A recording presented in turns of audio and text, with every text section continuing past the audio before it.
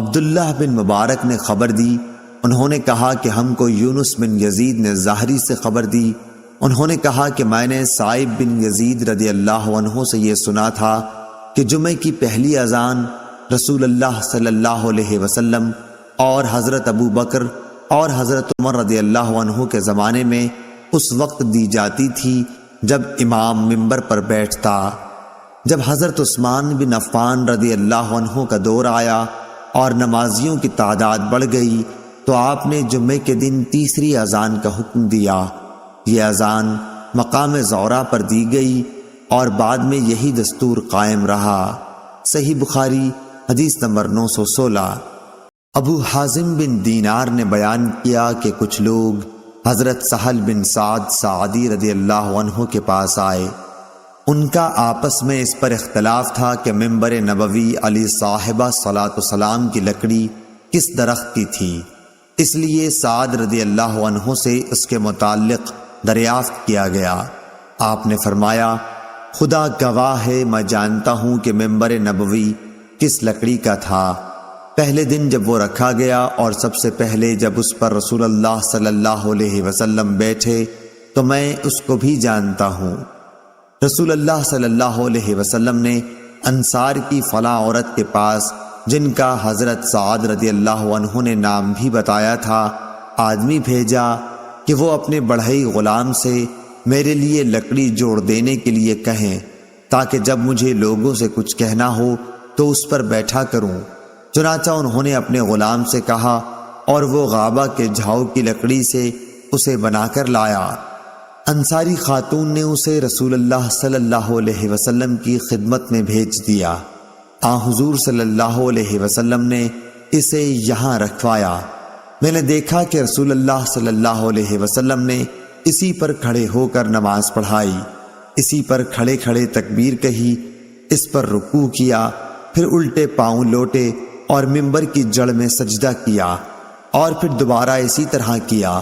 جب آپ نماز سے فارغ ہوئے تو لوگوں کو خطاب فرمایا، لوگو، میں نے یہ اس لیے کیا کہ تم میری پیروی کرو اور میری طرح نماز پڑھنی سیکھ لو۔ صحیح بخاری حدیث نمبر 917۔ یحییٰ بن سعید نے خبر دی، کہا کہ مجھے حفص بن عبداللہ بن انس نے خبر دی، انہوں نے جابر بن عبداللہ رضی اللہ عنہ سے سنا کہ ایک کھجور کا تنا تھا جس پر نبی کریم صلی اللہ علیہ وسلم ٹیک لگا کر کھڑے ہوا کرتے تھے۔ جب آپ کے لیے منبر بن گیا، آپ نے اس تنے پر ٹیک نہیں لگائی تو ہم نے اس سے رونے کی آواز سنی جیسے 10 مہینے کی گابھن اونٹنی آواز کرتی ہے۔ نبی کریم صلی اللہ علیہ وسلم نے منبر سے اتر کر اپنا ہاتھ اس پر رکھا، تب وہ آواز موقوف ہوئی۔ اور سلیمان نے یحییٰ سے یوں حدیث بیان کی کہ مجھے حفص بن عبید اللہ بن انس نے خبر دی اور انہوں نے جابر سے سنا۔ صحیح بخاری حدیث نمبر 918۔ ابن ابی ذئب نے بیان کیا، ان سے ظاہری نے، ان سے سالم نے، ان سے ان کے باپ نے فرمایا کہ میں نے نبی کریم صلی اللہ علیہ وسلم سے سنا، آپ صلی اللہ علیہ وسلم نے منبر پر خطبہ دیتے ہوئے فرمایا کہ جو جمعے کے لیے آئے وہ پہلے غسل کر لیا کرے۔ اس حدیث سے منبر ثابت ہوا۔ صحیح بخاری حدیث نمبر 919۔ خالد بن حارث نے بیان کیا، انہوں نے کہا کہ ہم سے عبید اللہ بن عمر نے نافع سے بیان کیا، ان سے حضرت عبداللہ بن عمر رضی اللہ عنہ نے کہ نبی کریم صلی اللہ علیہ وسلم کھڑے ہو کر خطبہ دیتے تھے، پھر بیٹھ جاتے اور پھر کھڑے ہوتے، جیسے تم لوگ بھی آج کل کرتے ہو۔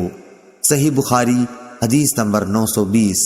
ہشام دستوائی نے یحییٰ بن ابی کثیر سے بیان کیا، ان سے ہلال بن ابی میمونہ نے، انہوں نے کہا ہم سے عطا بن یسار نے بیان کیا، انہوں نے ابو سعید خدری رضی اللہ عنہ سے سنا کہ نبی کریم صلی اللہ علیہ وسلم ایک دن منبر پر تشریف فرما ہوئے اور ہم سب آپ صلی اللہ علیہ وسلم کے ارد گرد بیٹھ گئے۔ صحیح بخاری حدیث نمبر 921۔ فاطمہ بنت منذر نے خبر دی، ان سے اسماء بنت ابی بکر رضی اللہ عنہا نے، انہوں نے کہا کہ میں عائشہ رضی اللہ عنہا کے پاس گئی، لوگ نماز پڑھ رہے تھے، میں نے اس بے وقت نماز پر تعجب سے پوچھا کہ یہ کیا ہے؟ حضرت عائشہ رضی اللہ عنہا نے سر سے آسمان کی طرف اشارہ کیا۔ میں نے پوچھا کیا کوئی نشانی ہے؟ انہوں نے سر کے اشارے سے ہاں کہا، کیونکہ سورج گہن ہو گیا تھا۔ اسما نے کہا کہ نبی کریم صلی اللہ علیہ وسلم دیر تک نماز پڑھتے رہے، یہاں تک کہ مجھ کو غشی آنے لگی۔ قریب ہی ایک مشک میں پانی بھرا رکھا تھا، میں اسے کھول کر اپنے سر پر پانی ڈالنے لگی۔ پھر جب سورج صاف ہو گیا تو رسول اللہ صلی اللہ علیہ وسلم نے نماز ختم کر دی۔ اس کے بعد آپ صلی اللہ علیہ وسلم نے خطبہ دیا۔ پہلے اللہ تعالیٰ کی اس کی شان کے مناسب تعریف بیان کی، اس کے بعد فرمایا اما بعد۔ اتنا فرمانا تھا کہ کچھ انصاری عورتیں شور کرنے لگیں، اس لیے میں ان کی طرف بڑھی کہ انہیں چپ کراؤں تاکہ رسول اللہ صلی اللہ علیہ وسلم کی بات اچھی طرح سن سکوں، مگر میں آپ کا کلام نہ سن سکی۔ تو پوچھا کہ رسول اللہ صلی اللہ علیہ وسلم نے کیا فرمایا؟ انہوں نے بتایا کہ آپ نے فرمایا کہ بہت سی چیزیں جو میں نے اس سے پہلے نہیں دیکھی تھیں، آج اپنی اس جگہ سے میں نے انہیں دیکھ لیا، یہاں تک کہ جنت اور دوزخ تک میں نے آج دیکھی۔ مجھے وحی کے ذریعے یہ بھی بتایا گیا کہ قبروں میں تمہاری ایسی آزمائش ہوگی جیسے کان دجال کے سامنے یا اس کے قریب قریب۔ تم میں سے ہر ایک کے پاس فرشتہ آئے گا اور پوچھے گا کہ تو اس شخص کے بارے میں کیا اعتقاد رکھتا تھا، مومن یا یہ کہا کہ یقین والا؟ شام کو شک تھا، کہے گا کہ وہ محمد رسول اللہ صلی اللہ علیہ وسلم ہیں، ہمارے پاس ہدایت اور واضح دلائل لے کر آئے، اس لیے ہم ان پر ایمان لائے، ان کی دعوت قبول کی، ان کی اتباع کی اور ان کی تصدیق کی۔ اب اس سے کہا جائے گا کہ تو صالح ہے، آرام سے سو جا، ہم پہلے ہی جانتے تھے کہ تیرا ان پر ایمان ہے۔ شام نے شک کے اظہار کے ساتھ کہا کہ رہا منافق یا شک کرنے والا، تو جب اس سے پوچھا جائے گا کہ تو اس شخص کے بارے میں کیا کہتا ہے، تو وہ جواب دے گا مجھے نہیں معلوم، میں نے لوگوں کو ایک بات کہتے سنا، اسی کے مطابق میں نے بھی کہا۔ شام نے بیان کیا کہ فاطمہ بنت منظر نے جو کچھ کہا تھا میں نے وہ سب یاد رکھا، لیکن انہوں نے قبر میں منافقوں پر سخت عذاب کے بارے میں جو کچھ کہا وہ مجھے یاد نہیں رہا۔ صحیح بخاری حدیث نمبر 922۔ ابو عاصم نے جریر بن حازم سے بیان کیا، انہوں نے کہا کہ میں نے امام حسن بصری سے سنا، انہوں نے بیان کیا کہ ہم نے عمرو بن تغلب رضی اللہ عنہ سے سنا کہ رسول اللہ صلی اللہ علیہ وسلم کے پاس کچھ مال آیا یا کوئی چیز آئی، آپ نے بعض صحابہ کو اس سے عطا کیا اور بعض کو کچھ نہیں دیا۔ پھر آپ صلی اللہ علیہ وسلم کو معلوم ہوا کہ جن لوگوں کو آپ نے نہیں دیا تھا انہیں اس کا رنج ہوا، اس لیے آپ صلی اللہ علیہ وسلم نے اللہ کی حمد و تعریف کی، پھر فرمایا اما بعد، خدا کی قسم میں بعض لوگوں کو دیتا ہوں اور بعض کو نہیں دیتا، لیکن میں جس کو نہیں دیتا وہ میرے نزدیک ان سے زیادہ محبوب ہیں جن کو میں دیتا ہوں۔ میں تو ان لوگوں کو دیتا ہوں جن کے دلوں میں بے صبری اور لالچ پاتا ہوں، لیکن جن کے دل اللہ تعالی نے خیر اور بے نیاز بنائے ہیں میں ان پر بھروسہ کرتا ہوں۔ عمرو بن تغلب بھی انہی لوگوں میں سے ہیں۔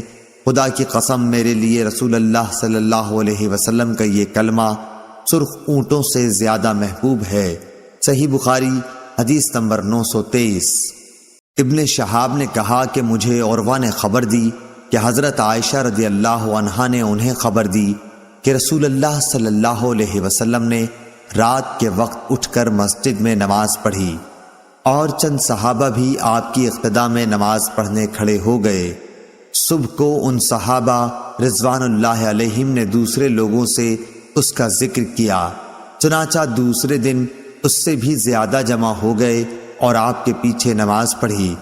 دوسری صبح کو اس کا چرچا اور زیادہ ہوا۔ پھر کیا تھا، تیسری رات بڑی تعداد میں لوگ جمع ہو گئے، اور جب رسول اللہ صلی اللہ علیہ وسلم اٹھے تو صحابہ رضی اللہ عنہم نے آپ کے پیچھے نماز شروع کر دی۔ چوتھی رات جو آئی تو مسجد میں نمازیوں کی کثرت سے تل رکھنے کی بھی جگہ نہیں تھی، لیکن آج رات نبی کریم صلی اللہ علیہ وسلم نے یہ نماز نہ پڑھائی، اور فجر کی نماز کے بعد لوگوں سے فرمایا، پہلے آپ صلی اللہ علیہ وسلم نے کلمہ شہادت پڑھا، پھر فرمایا، اما بعد، مجھے تمہاری اس حاضری سے کوئی ڈر نہیں، لیکن میں اس بات سے ڈرا کہ کہیں یہ نماز تم پر فرض نہ کر دی جائے، پھر تم سے یہ ادا نہ ہو سکے۔ اس روایت کی مطابقت یونس نے کی ہے۔ صحیح بخاری حدیث نمبر 924۔ شعیب نے ظاہری سے خبر دی، انہوں نے کہا کہ مجھے عروہ نے ابو حمید سعدی رضی اللہ عنہ سے خبر دی کہ نبی کریم صلی اللہ علیہ وسلم نماز عشاء کے بعد کھڑے ہوئے، پہلے آپ نے کلمہ شہادت پڑھا، پھر اللہ تعالیٰ کے لائق اس کی تعریف کی، پھر فرمایا، اما بعد۔ ظاہری کے ساتھ اس روایت کی مطابقت ابو معاویہ اور ابو اسامہ نے ہشام سے کی، انہوں نے اپنے والد عروہ سے اس کی روایت کی، انہوں نے ابو حمید سے، اور انہوں نے نبی کریم صلی اللہ علیہ وسلم سے کہ آپ صلی اللہ علیہ وسلم نے فرمایا، اما بعد۔ اور ابو الیمان کے ساتھ اس حدیث کو محمد بن یحییٰ نے بھی سفیان سے روایت کیا، اس میں صرف اما بعد ہے۔ صحیح بخاری حدیث نمبر 925۔